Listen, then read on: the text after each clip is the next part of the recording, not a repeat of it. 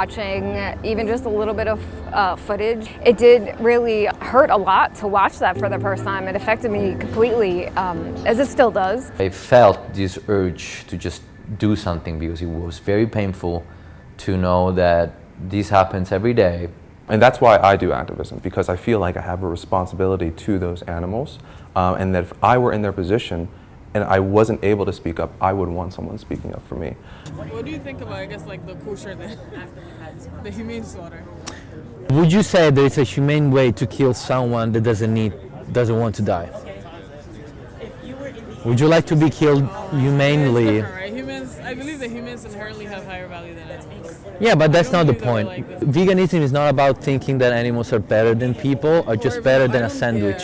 There is a huge, unfortunately, huge movement by these industries to just brainwash us every single day through commercials, TV shows, movies, news. Being told meat, dairy is all good for you, you need it, you have to have it. We all grow up in a society where animal products are just kind of like shoved down our throats from right when we're born. And then that leads to us, internalizing that and just eating animal products for the rest of our lives and not realizing that we're doing something wrong. People think animals are shoes. People think that they're a jacket. People think that they're a sandwich, when in reality they're sentient beings, they're individuals. In our world, in our society, they're voiceless. No one hears them, no one even sees them. That's why we're here, that's why we show the footage. We're a strictly abolitionist group where we don't accept anything other than total liberation, not exploiting other animals, not using them or viewing them as a resource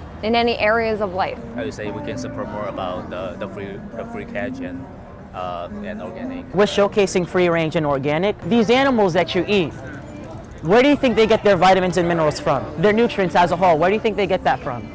The plants.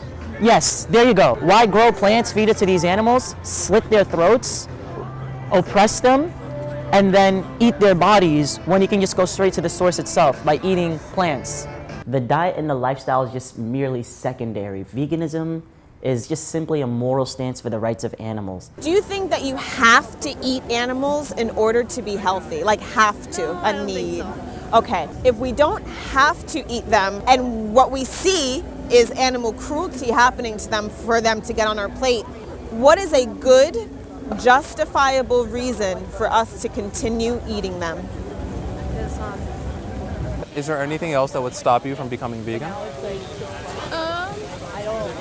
Maybe how hard it is. It's hard to be vegan when we think about ourselves and we think about all the choices that we have to make to become vegan, but it becomes so much easier when you put yourself in the position of the animal in the slaughterhouse and what they had to go through. Veganism isn't a big deal. It's literally the least that we can do for other sentient beings that feel pain, have families, feel happiness, and want to be left alone. I'm here and I've been doing it. Anyone could do it. Every moment it takes you to think about this or wonder about it or weigh it, another animal is being tortured and slaughtered in your name. If you kill someone, man, you're going to jail because you did something wrong, bad ethics, right? If you pay him to kill someone, you going to jail too? Yeah. Right. Yeah. So if we use this in an animal context, right? Because you said, hey, I wouldn't do this. It's crazy to kill animals on my own. But we're literally, when we go to the supermarket, we're paying other people to hurt animals. People don't want to be the villain of the story. So when they come across veganism, veganism directly exposes what they're doing to animals. And then next thing you know, they're in the hot seat. What we naturally do as humans is to try to lower that discomfort down. So we start justifying it. And the more that people justify something, the more that you know that they're lying to themselves. Because why would you need to be justifying something that you know you're doing wrong? Then if there's no cease to killing these animals, then don't we have an overpopulation now of animals? The fact that these animals exist all comes down to them being bred in the first place. It's because humans are breeding them. That field, they're using pesticides or even just harvesting them. They're killing bugs. They're killing tons of animals that are there. Right. You know, when you're talking about GMO crops or what have you that have been sprayed with pesticides, did you know that the overwhelming majority of those crops are grown and fed to animals in order to be eaten? My everyday life. life if I had the time to research recipes and everything and to understand what goes into every food product that I'm eating and to not do certain things, of course. Is the inconvenience of doing that more or less important than the suffering that an animal has to go through? I understand For your animal product. I get it. Right. I do. But does that morally justify an animal being killed? No, it doesn't. It's not justified, and I know that. You can find another food option. That animal cannot find another life. Yep. And sometimes there is hostility as well, but sometimes it's because you're actually getting somewhere with a person where they're really coming face to face with their values that they really think that they have, and they do have, but they're totally in opposition to the actions that they commit against these vulnerable individuals, and they are struggling with that so much at the moment, and you just help them. So I exchange the same amount of protein from the meat. Yeah. I'm taking from But you're not the one being killed. Huh? You're not the one being killed to become a meat. You know what I'm saying? It's easy for you to say I'm gonna eat an animal because you're not the one being killed. Because these animals don't care about our workout and gym. Animals have a conscience? Yes, they're sentient beings. They know what's going on, they feel pain, they feel joy, they feel fear. And that should be enough. It's not about winning a conversation, it's about delivering a message, hoping that it might click into people's mind. If you talk to 20 people in 2 hours, that's something, It feels like I have the potential to really make an impact. I mean, I don't know if that person's actually going to go vegan or not, but there's always a potential there for every person. And if you do become vegan, which I hope you do, come out and speak for the animals, right?